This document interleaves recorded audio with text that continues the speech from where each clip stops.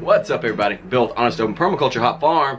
Let's do a quick checkup on the worms and see if it's about ready to harvest some worm castings from them. All right, let's open this up.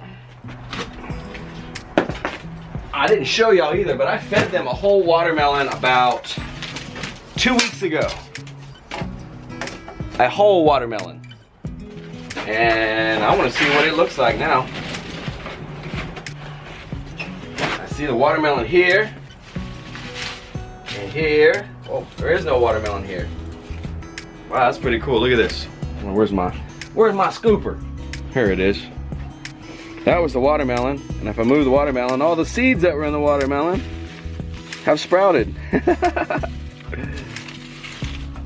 Here's another one. Let's see. Let's look under that one. Look at all them worms, man. Woo! That's beautiful. There's worms everywhere in this, guys.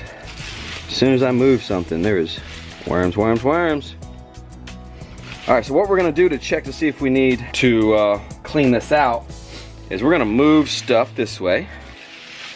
Kind of take that top layer, move it out of the way. Let the worms dive down a little bit out of the light. There's worms all over the place, guys. Let them dive out of the way a little bit.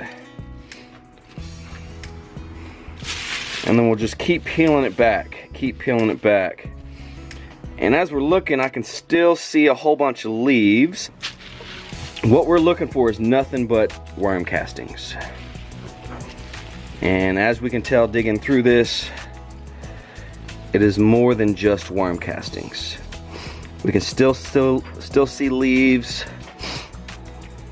A little bit of straw or hay that passed through the gut of the horse. We have, like, we used horse manure. There's some leftover horse manure down there. But it's really coming together really well, though. I can definitely tell that. All right, so we're not quite ready to clean this thing out.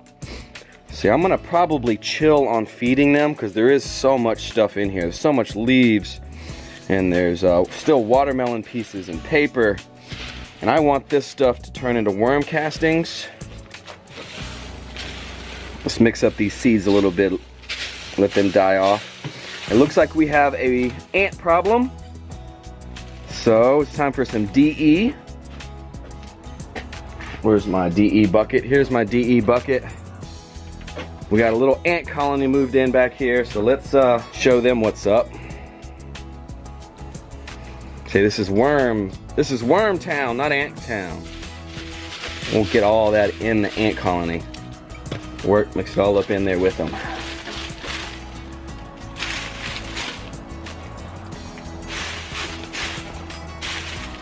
We don't want the ants eating the watermelon in the food. We want the worms eating the watermelon in the food. I'm gonna add a little more diatomaceous earth to the whole thing, just as another little added protection. A little DE. Then I'm also gonna add some more sand. I didn't add any sand, actually. I added eggshells as their grit. But let's add some sand in here for some grit.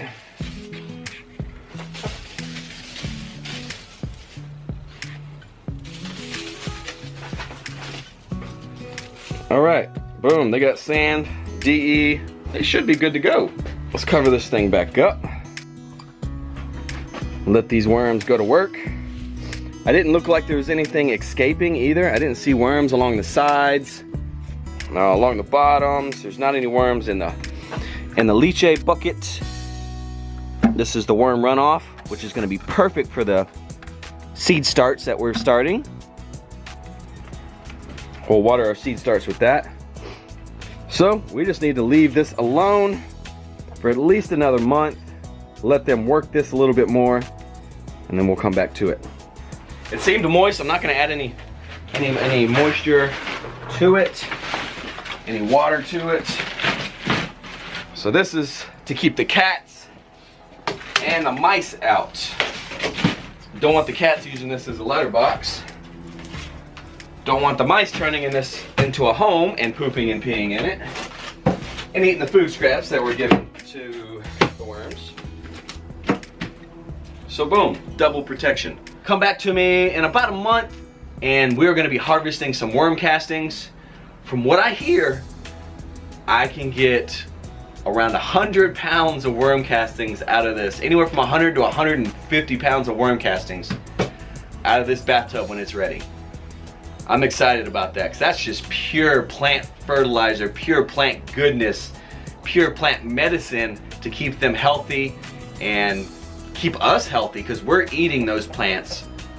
We want the healthiest plants we can get, especially with my wife being pregnant right now. I want her eating as much of God's food as possible, not man's food. What do I mean by the difference? God's food means nature's food also, you can say it, is where you can tell I picked this bean came from the plant. I picked this squash, it came from the plant.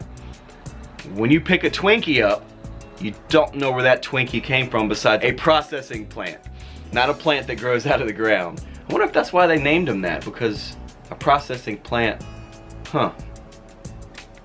Wow, okay. I just got a little mind there. It's kind of a mind jerk there. So guys, eat more of God's food, nature's food. Stay away from man's food. If you can look at it and say, yes, this came from the earth, or yes, this came from a factory, choose the earth one. Later, y'all.